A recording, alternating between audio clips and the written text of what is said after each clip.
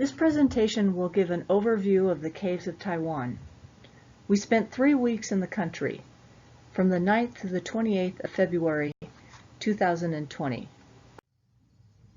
From left to right, our group consisted of Matt Oliphant and me, Nancy Pistole, from the US, Renee Hammers from the Netherlands, Michael Laumans, and Dominique Freulich from Germany.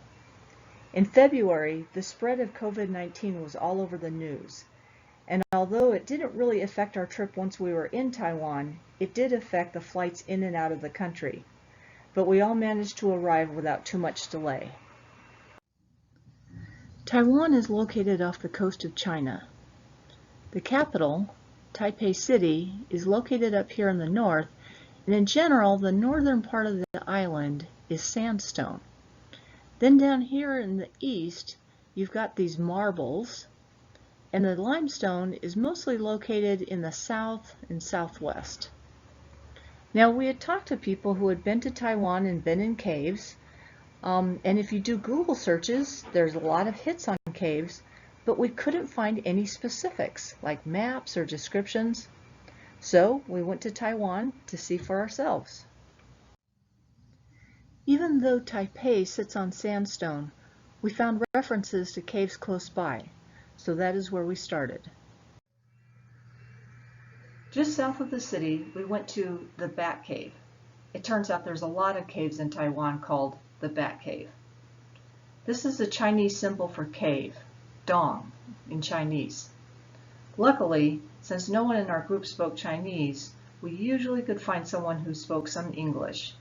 If not, we used Google Translate, and a few times we even used the hand gestures and pointing, but it worked. The Bat Cave turned out to just be a really big shelter,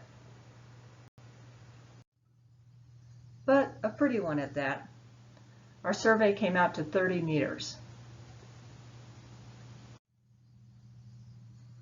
The next Bat Cave was about 15 kilometers away.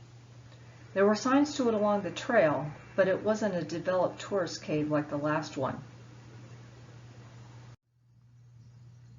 It had several entrances, and baths, of course.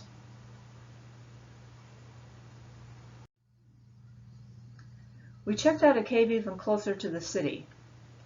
We took this very cool gondola ride to get to the trailhead. The bottom of the car was glass. This is called the Yankee Waterfall Cave. The last part of the trail goes through these rooms right along the cliff.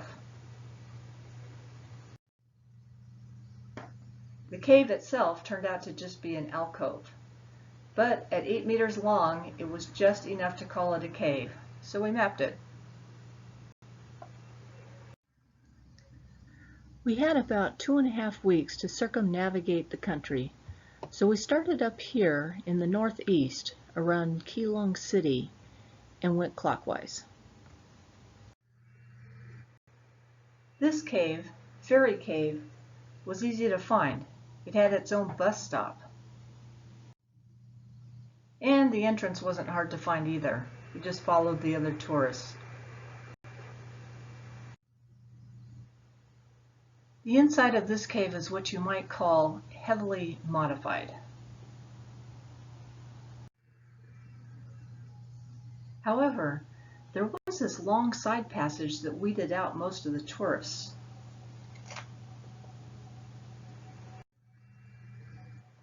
There was also a lot of graffiti on the walls that, unfortunately, I couldn't read.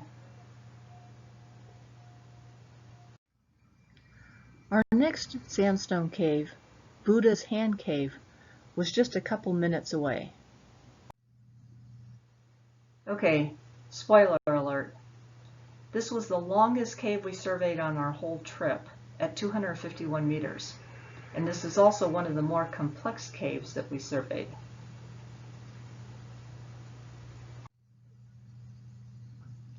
It is a developed tourist cave with lights and walkways.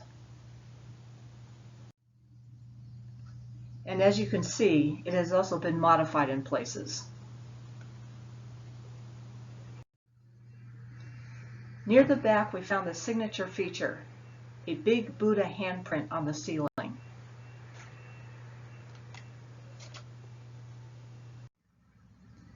Further east along the coast, we went to the Long Dong climbing area.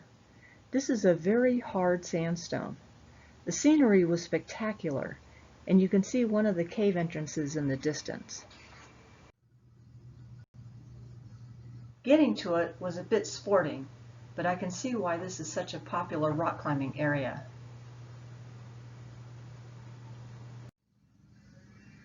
We passed this along the way. The climbers call this Long Dong Sea Cave number 1, but it is basically just a big alcove with a 25-meter ceiling. The cave we were aiming for was just a tunnel through this rock outcrop. It was called Dragon Cave, or Long Dong Sea Cave number 2. This is looking out this entrance, and this is looking out this entrance. The total length of the cave was 44 meters. Moving south along the coast, our next stop was Taroko Gorge, just north of Winching City. This is where all the marble is, but this area is incredibly rugged. So you can see over here that this whole part of Taiwan just is not developed. That's because it is so mountainous. Taroko Gorge is Taiwan's premier national park, and rightly so. It is famous for its stunning landscape. This trail is called the Tunnel of 9 Turns. It is one of the famous park attractions. From the pathway, we could see cave entrances like this one. But not only would this entrance be hard to get to, the park had strict rules against going off trail. Also, some of the trails that supposedly did have caves were closed for safety reasons, mainly rockfall, like this trail along the cliff to the Eternal Spring Shrine. It was closed when we were there, but it looks like it was mostly man-made anyway. We did check out a few things, like this resurgence, although most of the resurgences we did see did not have any open passage. We found a small cave and mapped it. It was short, 16 meters. We hiked down a steep, unofficial trail to the Winching Hot Spring. You can see the photo on the left is this part of the trail right here.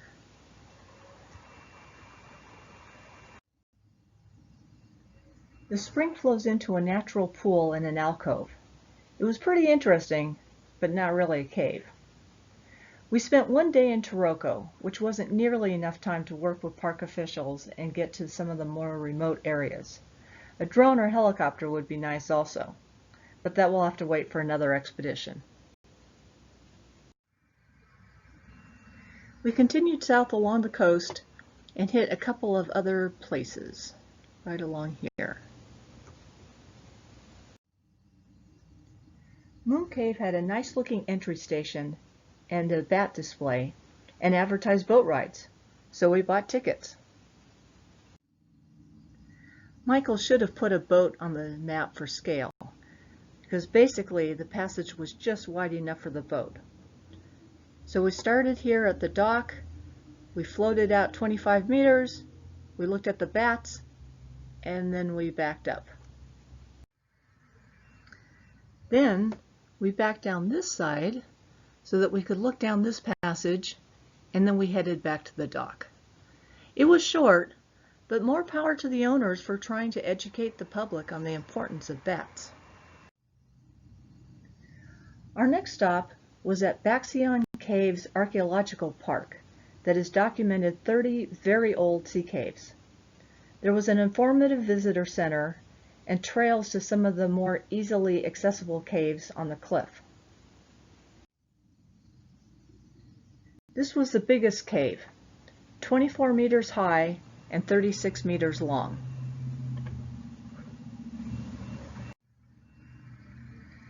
But most of the caves were more like this. And seriously, how many surveyors do you need to map this kind of cave?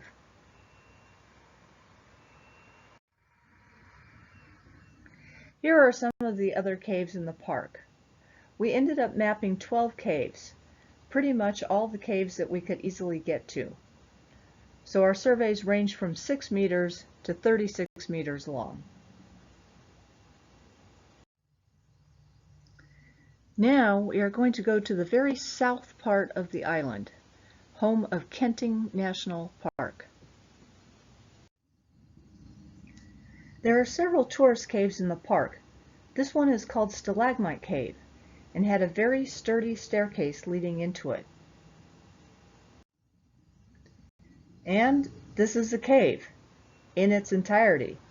It is basically one room, so the left photo is a view looking in and the right photo is a view looking out. Unfortunately, the other tourist caves were closed because of maintenance projects. But fortunately, after we explained our mission to document the caves to the park people, they were very helpful. They let us go into one of the closed caves. This one was called Fairy Cave. We surveyed this one, but the other tourist cave had wet concrete. I know the motto says, "Leave nothing but footprints," but messing up their walkway would have been pretty uncool. The park officials even set us up with guides to visit some of the other caves that were not open to tourists. This one, called Lobster Cave, is cleverly hidden behind the amphitheater. It was generally a pretty nondescript cave, except for the biology. The direct translation for the name of the snake is the turtle shell flower snake, and we actually saw several in the Kenting area caves. You can see from this lousy cell phone photo that we weren't going to spend any more time than necessary in its presence. We got to see some of the more remote parts of the park.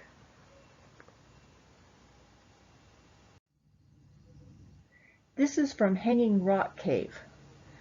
We also surveyed a cave we called Snake Cave. You can guess why we named it that. That was a pretty quick survey, and we didn't stop to take photos. Now we'll work our way from the south up the west coast. We made one day trip out to Lechu Island, and then we went to Kaohsiung City. Lechu Island is a very popular spot in the summer, but even on this gray day in February, there were a fair amount of tourists. There were quite a few caves, all small, but very set up for visitors.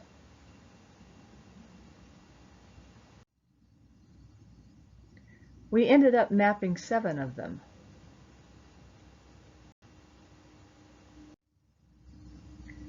Even without Google Translate, the signs are pretty clear.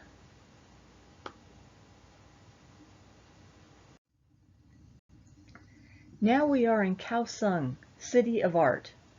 We ended up spending a week here.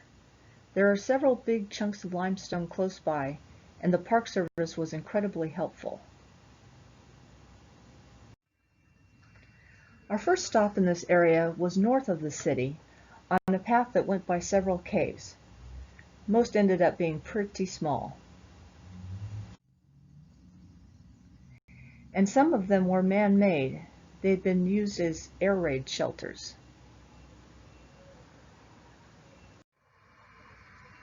And some of them were tight. Of course, what do you expect from a cave name that's translated as Weight Loss Cave? We ended up adding 4 surveys to our list.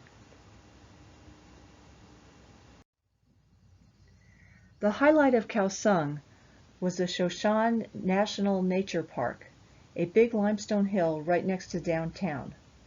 This was a very nice nature preserve that was very popular with hikers. The Park Service put us in touch with Dr. Lee Deer Ho from Kaohsiung Normal University. To our pleasant surprise, we found out that he and his group had been doing an extensive inventory of the nearby caves. And, even better yet, he spoke American English.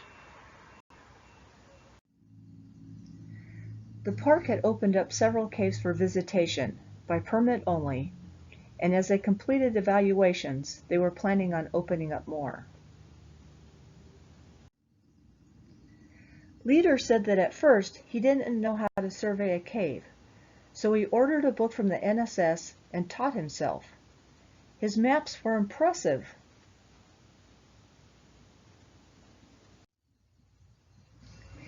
He arranged for guides and we spent 2 days in the park. There are over 50 known caves, although some of the biggest ones were on military reserve, so there was no way we could get permission to visit those. However, we got to map some of the nicer civilian ones.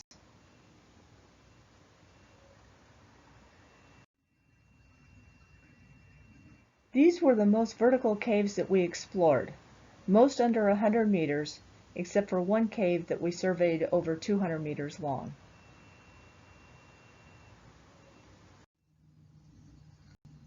And there were even some formations in the caves.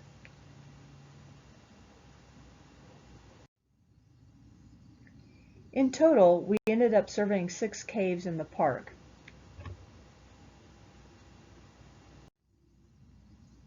And we also got to see some of the more remote parts of the park. And some wildlife. Luckily, we didn't see any venomous snakes, although they are around.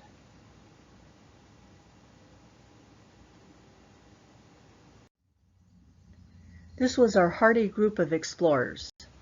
Leader is on the left. Last but not least, we're going to head up to the very, very northern part of the island. Now, the western part of Taiwan is mostly lowlands, and you can see that that's also where most of the development is. No more limestone in this part of Taiwan. This is Chemin Dong, or Chemin Dong Arch. Normally, an arch like this wouldn't qualify as a cave, but there was a side passage. So another 30-meter cave added to the list.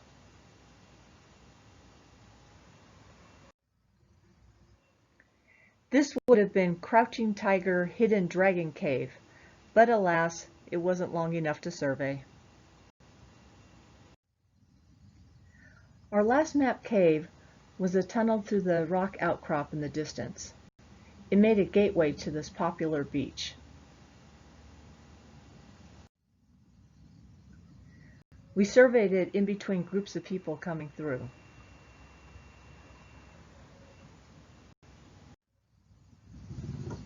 This area had some very pretty sandstone layers.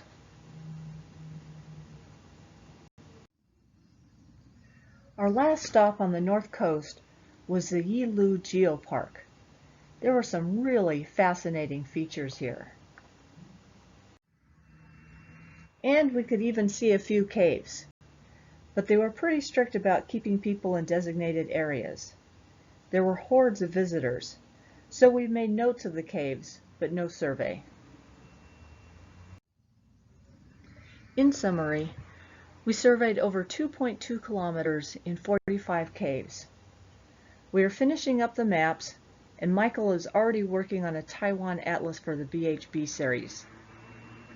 Finally, we saw a lot of funny signs because of translations, but for cavers, this one was the most apropos. Cave safely and fall carefully. The end.